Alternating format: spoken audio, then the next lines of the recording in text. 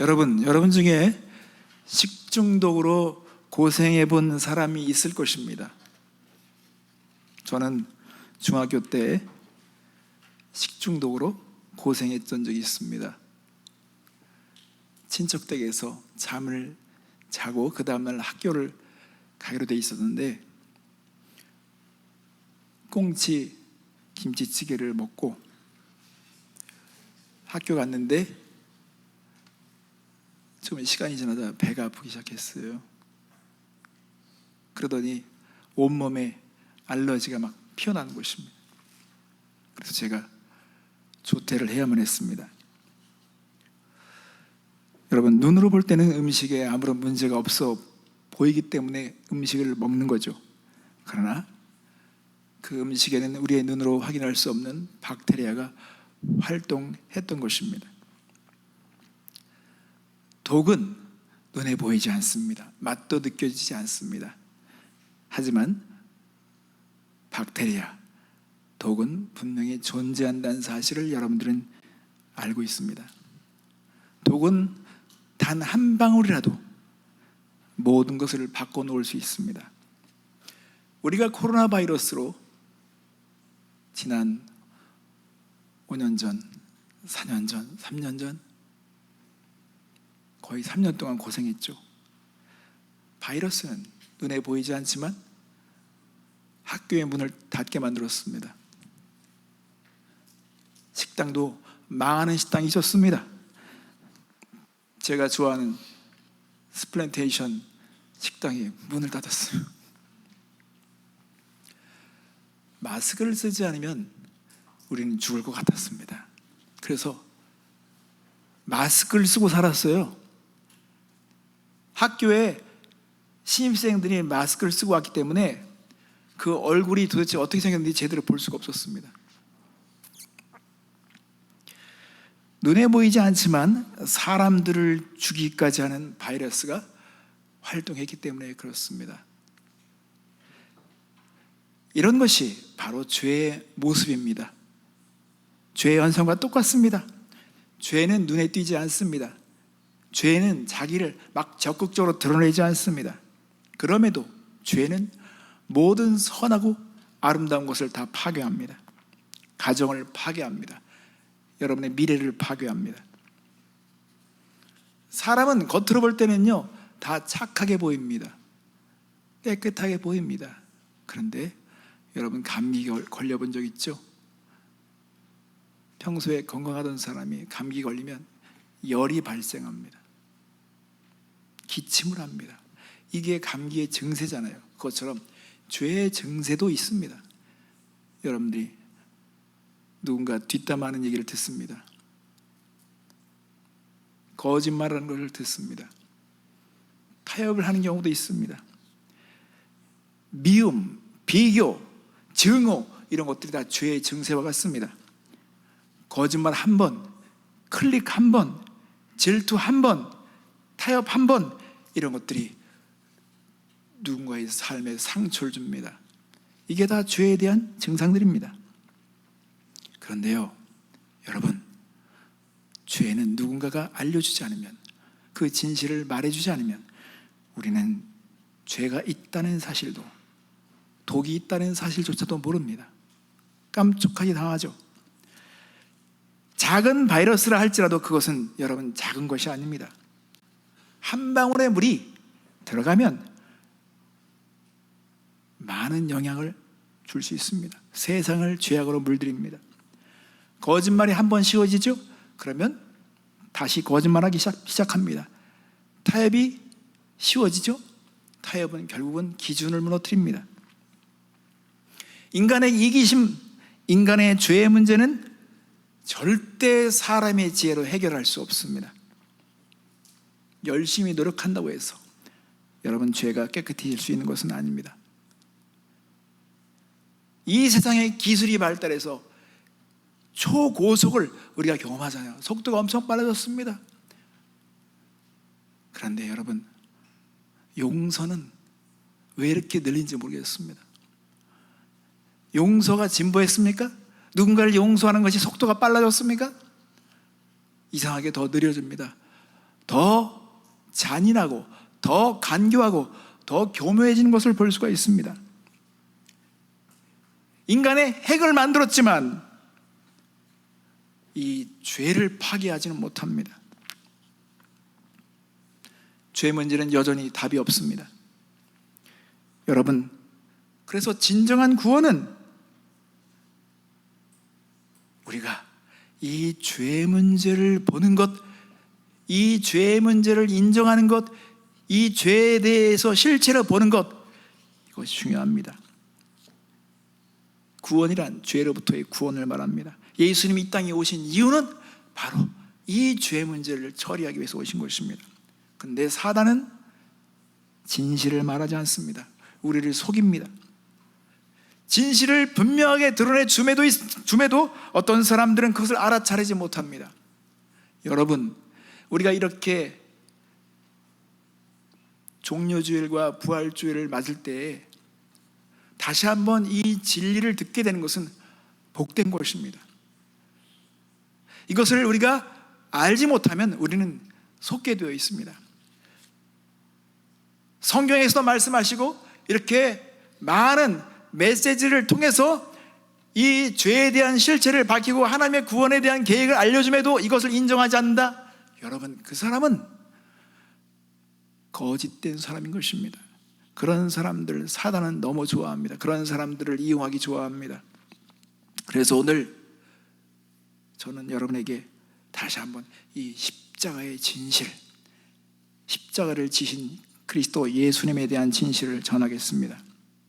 하나님은 이 세상을 죄로부터 구원하시기 위해서 아무도 예상하지 못한 계획을 실천하셨습니다. 바로 당신의 아들을 죽게 하신 것입니다. 많은 사람들이 이것을 볼 때는요, 아니 하나님의 아들이 왜 죽어? 왜 이렇게 약하게 죽어? 죽을 수 있어? 그래서 미련하게 생각했습니다. 어리석어 보였습니다. 그런데 십자가야말로 정말 강력한 하나님의 방법이고 하나님의 지혜였다는 것을 우리는 성경을 통해서 확인하겠습니다. 오늘 고린도전서 1장 18절에 읽었듯이 십자가의 도가 멸망하는 자들에게는 미련한 것이요 구원을 받는 우리에게는 하나님의 능력이라.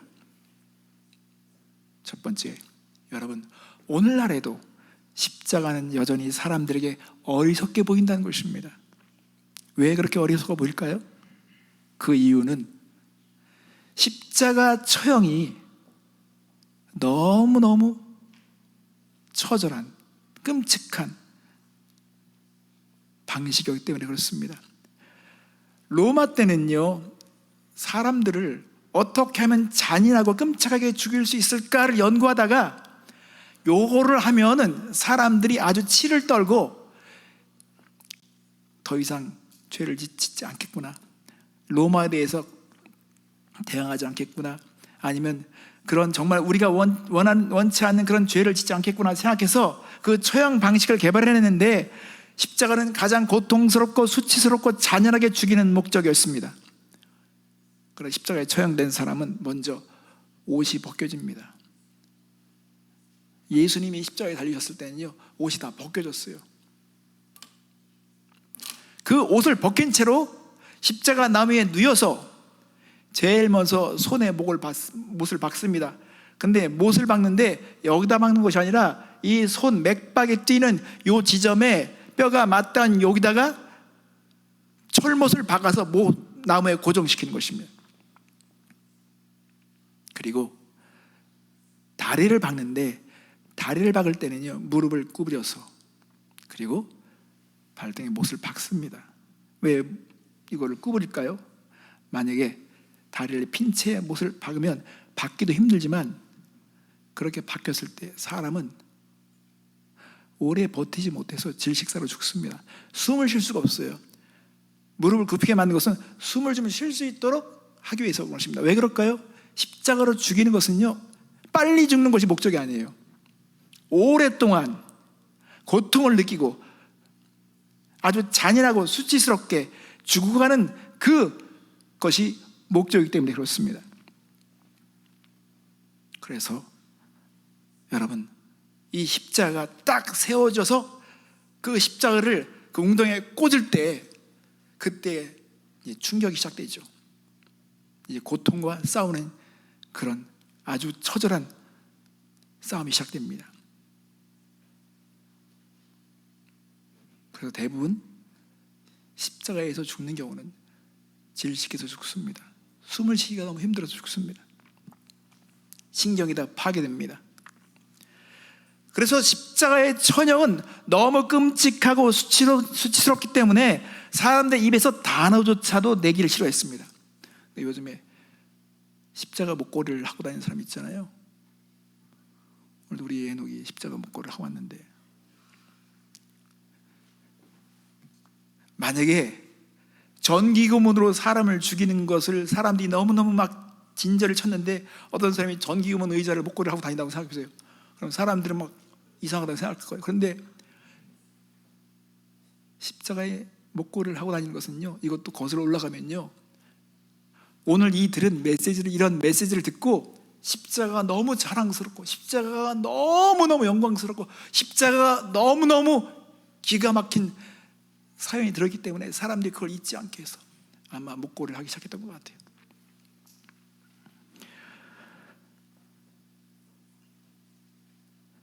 세상을 구원할 메시아는 여러분 그런 식으로 죽을 수 없다고 사람들은 받아들이지 않았습니다. 세상을 구원할 메시아라면 기적과 위대한 능력을 나타내야 된다고 사람들은 생각했습니다. 또한 철학적으로 생각하기를 좋아하는 사람들은 메시아라면 심오한 사상으로 구원하기를 기대했습니다.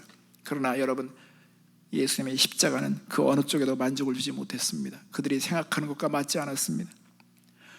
오늘날도 여전히 십자가를 어리석게 여기는 사람들이 있습니다.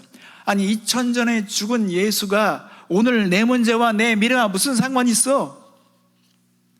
나는 구세주 같은 거 필요 없어. 나는 내가 필요한 것을 열심히 해서 이뤄내고 성공하고 자기 관리하고 마인드 컨트롤하고 그렇게 하면 되는 거야. 하나님이라면 왜 실패한 것처럼 보이는 방법을 선택할 수 있겠어? 이런 식으로 말하면서 십자가를 무시합니다.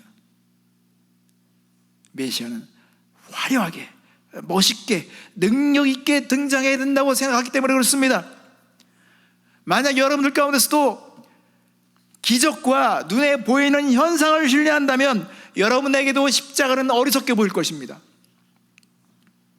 그러나 하나님의 말씀을 신뢰하는 사람이라고 한다면 여러분, 십자가는 자랑스럽고 빛나는 것이고 정말 아름다운 것입니다. 사도 바울은 이 세상에 볼 때는 미련하고 어리석게 보이는 십자가가 하나님의 행하신 일 중에서 가장 능력 있고 지혜로운 것이라고 말하고 있습니다.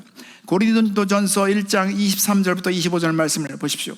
우리는 십자가에 못 박힌 그리스도를 전하니 유대인에게는 꺼리끼는 것이요 이방인에게는 미련한 것이로되 오직 부르심을 받은 자들에게는 유대인이나 헬라인이나 그리스도는 하나님의 능력이요 하나님의 지혜니라. 하나님의 어리석음이 사람보다 지혜롭고 하나님의 약함이 사람보다 강하니라. 아멘. 십자가는 여러분 갑자기 생긴 게 아닙니다. 십자가는 하나님의 숨겨진 영원한 계획이 담겨 있습니다. 왜 십자가가 자랑스럽고 빛나는 것일까요? 이 십자가는 여러분 오래전부터 숨겨온 놀라운 하나님의 계획이기 때문에 그렇습니다.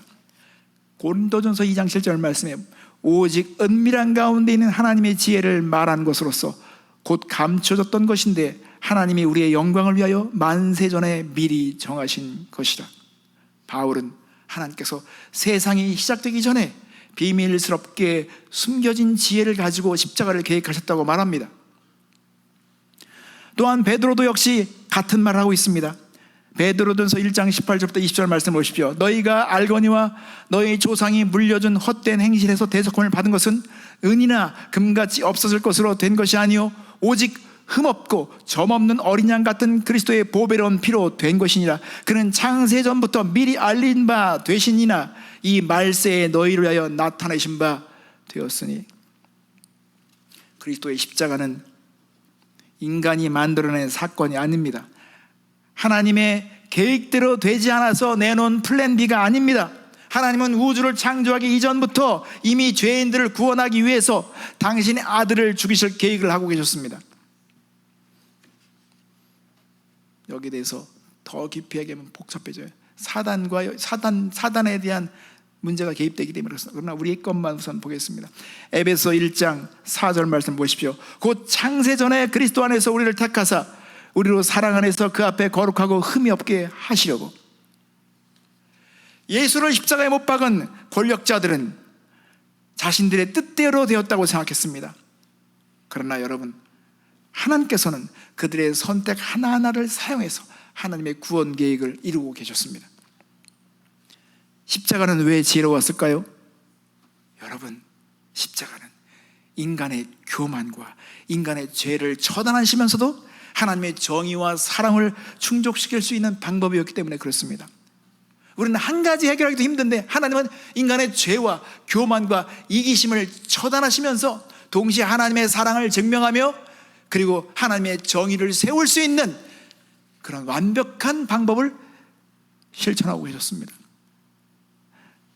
사람의 지혜는 이렇게 말합니다. 난 스스로 구원할 수 있어. 난 열심히 노력하면, 내가 선하게 살면 구원받을 수 있어. 여러분, 구원은 사람의 노력과 공로로 얻어지는 것이 아닙니다. 아무리 수영 솜씨가 대단하다 해도 수영으로 태평양을 건널 수 있는 사람은 없습니다. 돌은 열심히 사람이 비빈다고 해서 금이 되는 게 아닙니다. 생각해 보십시오. 이 세상에 왜 종교가 생겼을까요? 인간이 스스로 할 수 없는 한계를 느꼈기 때문에 종교가 생겼죠. 그런데 또다시 사람들은 그 종교를 가지면서 스스로 뭔가 할 수 있다고 말합니다. 그래서 똑똑한 사람들은요, 이 종교를 보면서 모순을 지적할 수 있어야 됩니다. 아니, 종교가 생겼을 때는 인간이 할 수 없어서 종교가 생겼는데 또 그 안에 들어가니까 할 수 있다고 말하네. 이런 멍청이들. 스스로 죄를 씻을 수 있다, 우리는 스스로 노력하면 평안을 얻을 수 있다, 만족을 얻을 수 있다, 영생을 얻을 수 있다고 생각합니다. 세상의 종교는 모순으로 가득 차 있습니다. 인간이 노력으로 여러분 구원을 얻을 수 있다는 생각이 깔려있는 것입니다. 그래서 진정한 구원은 외부로부터 와야 하는 것입니다. 내가 못 들기 때문에, 내가 이것이 해결될 수 없었기 때문에 우리는 누군가 외부부터 도움을 받아야 하는 것입니다. 그래서 하나님의 행동하신 것입니다. 하나님은 인간의 죄를 해결하고 자만을 무너뜨리는 구원의 길을 준비하셨습니다. 우리는 우리 스스로 뭘 해냈다고 자랑할 수 없습니다. 우리는 예수 그리스도의 십자가에서 나를 구원하셨다고 우리는 고백할 수 있어야 하는 것입니다. 사단은 지금도 인간의 교만을 부추겨 하나님께 대항하고 독립하도록 만듭니다. 사단은 십자가에 달리신 예수님을 보면서 실패했다고 단정했습니다. 그러나 하나님의 아들이 십자가에 죽으심으로 죄의 값을 치르고 계셨습니다. 예수님께서 죄에 대한 처벌로 채찍질을 당하시고 수치와 고통을 받고 계셨습니다. 이것은 역사적인 사실입니다. 요한복음 19장 1절부터 3절 말씀 보십시오. 이에 빌라도가 예수를 데려다가 채찍질하더라. 군인들이 가시나무로 관을 엮어 그의 머리에 씌우고 자색 옷을 입히고 앞에 가서 이르되 유대인의 왕이여 평안할지어다 하며 손으로 때리더라. 예수님은 무거운 십자가를 지시고 골고다 언덕에서 처형되셨습니다. 요한복음 17장 17절 18절 말씀에 계속 고백합니다. 그들이 예수를 맡음에 예수께서 자기의 십자가를 지시고 해골이라 하는 곳에 나가시니 그들이 거기서 예수를 십자가에 못 박을새 다른 두 사람도 그와 함께 좌우편에 못 박으니 예수는 가운데 있더라. 여러분, 예수가 십자가에 못 박혀 죽은 것은, 이것은 픽션이 아닙니다. 역사적인 사실입니다. 역사적인 기록에 다 나와 있는 것입니다. 사단은 힘없이 죽어가시는 예수님을 보면서 자신이 그를 무력화시켰다고 확신했습니다. 그러나 예수님이 체포당하시고 재판을 받으시고 못 박으시는 모든 단계와 순서들은 하나님의 숨겨진 계획이 진행되고 있는, 하나님의 계획을 향해 나아가고 있는 것이었습니다. 죄의 값을 지불하고 죽음의 권세를 무너뜨리기 위해서 구원의 길을 열고 계셨던 것입니다. 십자가는 적들의 공격조차 그들의 패배를 위한 도구로 사용하실 만큼 하나님은 지혜롭게 행하셨습니다. 또 한 가지 우리가 생각해 볼 것이 있습니다. 여러분, 십자가는 우주의 가장 큰 문제를 해결했다는 것입니다. 이 우주가 풀어야 될 문제는 어느 행성에 가는 것, 그것이 중요한 것이 아니라 여러분, 우리가 풀어야 될 문제는 거룩하신 하나님과의 관계를 회복하는 것입니다. 하나님은 거룩하시고 공의로우시기 때문에 죄인과 함께 구할 수 없습니다. 여러분, 누군가가 거짓말하고 나를 어렵게 했어요. 그러면 그 사람과 관계를 회복하려면 그 사람과 관계가 회복되기 전에 그 사람이 자신의 잘못을 시인해야 되는 거 아니겠습니까? 그렇지 않으면 관계가 회복될 수 없습니다. 인간은 범죄했습니다. 그렇기 때문에 인간이 이 죄의 문제를 처리하기 전까지는 하나님과 관계가 회복될 수 없는 것입니다. 하나님은 인간에 대한 사랑을 또한 지속하시면서 인간의 죄 문제를 처리하셔야 했습니다. 하나님은 공의로우십니다.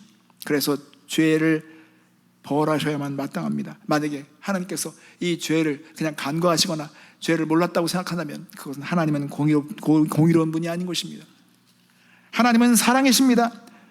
우리를 용서하시고 가까이 오게 하시길 원하셨습니다. 그래서 당신의 아들을 십자가에 죽게 하심으로 우리가 받아야 될 벌을 대신 받게 하신 것입니다. 우리가 받아야 될 벌을, 저주를, 고통을, 죄에 대한 수치를 예수님께 다 뒤집어 씌워서 적용시키는 것입니다.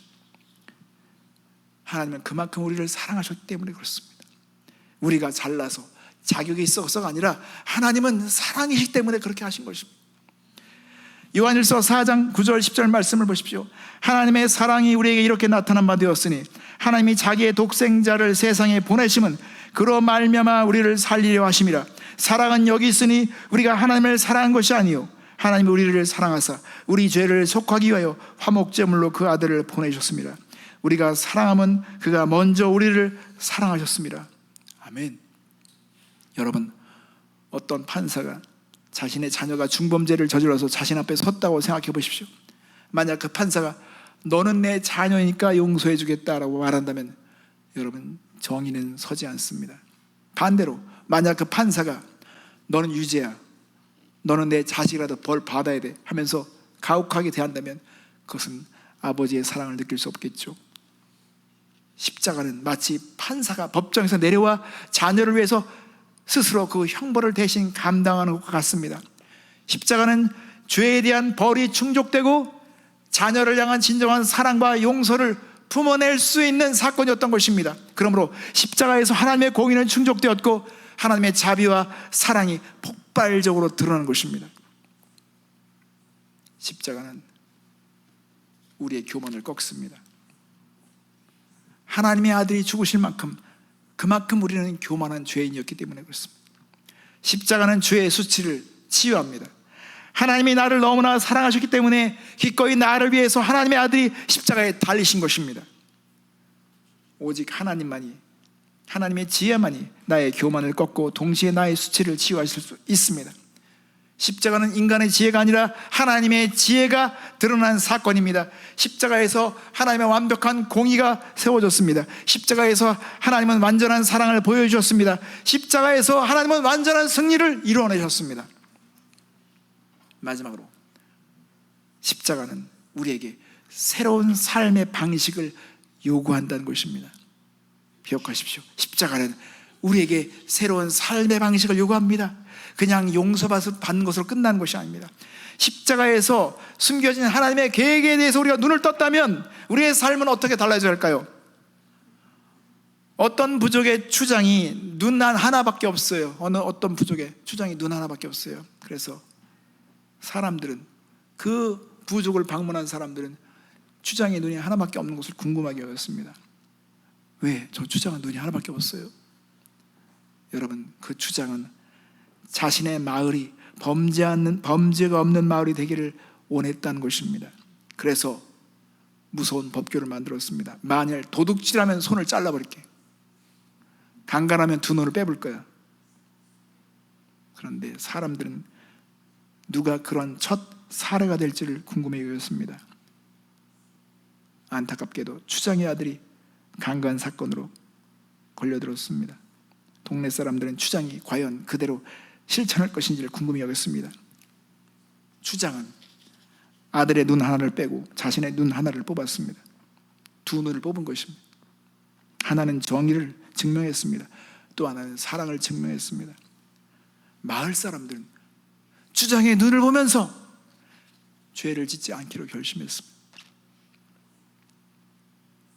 진짜 하는구나, 진짜 저렇게 하는구나, 저렇게 아들을 사랑하는구나. 그것처럼 십자가에서 우리는 십자가의 그 흔적을 보면서 하나님이 저렇게 죄를 미워하시구나, 죄에 대해서 저렇게 대가를 지불하시는구나. 그럼에도 하나님은 이렇게까지 우리를 사랑하시는구나. 엘리 엘리 라마 사박다니, 예수님께서 십자가에서 처절하게 절규하신 것은 이 두 가지를 다 나타내신 것입니다. 하나님, 저 인간들이 뭔데 나를 이렇게 저주하시면서까지 생각하시는 것은 하나님의 사랑이십니다. 여러분, 십자가를 바라볼 때 무엇이 보입니까? 예수님의 손과 발, 허리에 찔린 창자국을 보지 않습니까? 그것을 보면서 우리는 무엇을 생각해야 합니까? 하나밖에 없는 아들을 저렇게 수치스럽게, 고통스럽게, 잔인하게 저주를 퍼부으시면서 죽으시는 그런 걸 보면서 여러분, 무엇을 우리가 생각해야 합니까? 그 고통을 보면서 여러분, 우리는 사랑을 배워야 하겠죠. 또한 죄를 미워한 것을 우리는 배워야 할 것입니다. 이러한 사랑을 받은 자녀들은 삶이 달라져야만 합니다. 그래서 예수님은 우리의 지혜이며 우리의 의로움이며 우리의 거룩함이며 우리의 구원이 되신다고 고백할 수 있습니다. 고린도전서 1장 30절 30절 말씀에 너희는 하나님으로부터 나서 그리스도 예수 안에 있고 예수는 하나님으로부터 나와서 우리에게 지혜와 의로움과 거룩함과 구원함이 되셨으니 기록된 바 자랑하는 자는 주 안에서 자랑하라 함과 같게 하려 함이라. 우리는 하나님 앞에서 의롭다 여겨졌습니다. 하나님은 우리의 죄를 보시는 것이 아니라 예수님의 피로 구속받은 우리를 보십니다. 예수님 안에서 있는 우리를 보고 계신 것입니다. 그러므로 여러분과 저는 내면이 변화되어 거룩함을 나타내야 합니다. 용서받았다는 것에 그쳐서는 안 됩니다. 죄의 수치와 노예 상태에서 구원을 받았습니다. 그러므로 우리는 삶을 바라보는 방식이 바뀌어야 합니다. 우리의 눈은 새롭게 열려져야 하는 것입니다. 또한 자랑도 바뀌어야 합니다. 사도 바울은 그래서 십자가를 자랑했습니다. 그리스도의 십자가를 자랑했습니다. 갈라디아서 6장 14절 보십시오. 그러나 내게는 우리 주 예수 그리스도의 십자가 외에 결코 자랑할 것이 없으니 그리스도로 말미암아 세상이 나를 대하여 십자가에 못 박히고 내가 또한 세상을 대하여 그러하니라. 여러분, 십자가에서 무엇을 배웠습니까? 나의 가치는 나의 능력에 있지 않습니다. 나의 가치는 하나님의 사랑 안에 있습니다. 나의 희망은 나의 성과에 있지 않습니다. 나의 희망은 하나님의 아들이신 예수님 안에서 있습니다. 우리는 자랑스럽게 선포해야 합니다. 나는 용서받았다. 나는 하나님의 사랑을 받았다.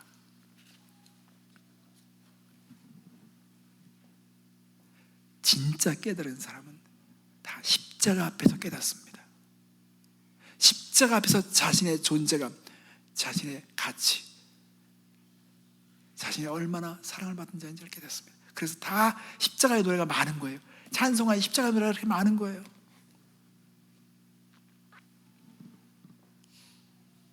그리스도의 십자가는 엄청난 사실을 말해주고 있습니다. 하나님은 당신의 아들이 살해당하는 역사상 가장 끔찍한 사건 속에서도 선을 이끌어내실 만큼 지혜로우셨습니다. 하나님의 그렇게 하실 수 있는 능력이 있다면 여러분, 여러분의 상황 속에서도 그렇게 하실 수 있다는 걸 믿으시기 바랍니다. 가려운 가장 어려운 상황들, 친구의 배신, 건강의 문제로 고통받고 있습니까? 십자가로 승리케 하신 주님의 지혜가 여러분의 혼란한 이야기를 바꿔놓으실 수 있습니다.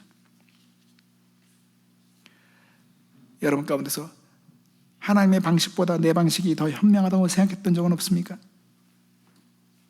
관계에 대해서, 우정에 대해서, 정직에 대해서, 복수에 대해서, 우리의 삶을 통제하는 방식에 대해서 하나님의 방식보다 내 방식이 더 옳다고 생각한 적은 없습니까? 십자가를 신뢰하기보다는 스스로 구원하려고 애쓰고 있었던 부분은 없습니까? 이제 여러분, 이 예수님을 신뢰합시다. 십자가에 대해서 어렴풋이 알고 있었지만 나를 위해 십자가를 지어야 했던 예수님의 놀라운 계획을 몰랐었다면 여러분, 이제 이 메시지를 듣고 예수님의 지혜 앞에 항복하시기 바랍니다. 하나님의 사랑과 공의를 십자가에서 나타내셨다는 이 사실을 받아들이시기 바랍니다. 내 인생의 왕좌에서 내려오십시오. 내 인생의 진정한 왕은 예수님이 되셔야 합니다. 나의 구주와 왕으로 예수님을 모시기 바랍니다. 제가 이제 이 기도문을 읽어보겠습니다. 이 기도문이 여러분의 마음에 정말 고백이 되셨으면 좋겠습니다. 예수님, 저는 제 스스로 구원할 수 없음을 인정합니다. 저는 제 자신의 주인이 되려고 했고 주님 없이 지어지려고 했습니다. 저를 용서해 주십시오. 저의 지혜가 아니라 주님의 지혜를 신뢰하겠습니다. 주님께서 저의 죄를 위해 십자가에 죽으셨음을 믿습니다. 공의로우시며 사랑이 많으신 주님, 제 삶을 받아주십시오. 저를 주님의 것으로 만들어 주십시오. 예수님 이름으로 기도합니다. 여러분의 기도가 되길 원하신다면 이 시간 눈을 감고 저를 따라서 기도해 주셨으면 좋겠습니다. 예수님은 저는 스스로를 구원할 수 없음을 인정합니다. 전 제 자신의 주인이 되고 주님 없이 지어지려고 했습니다.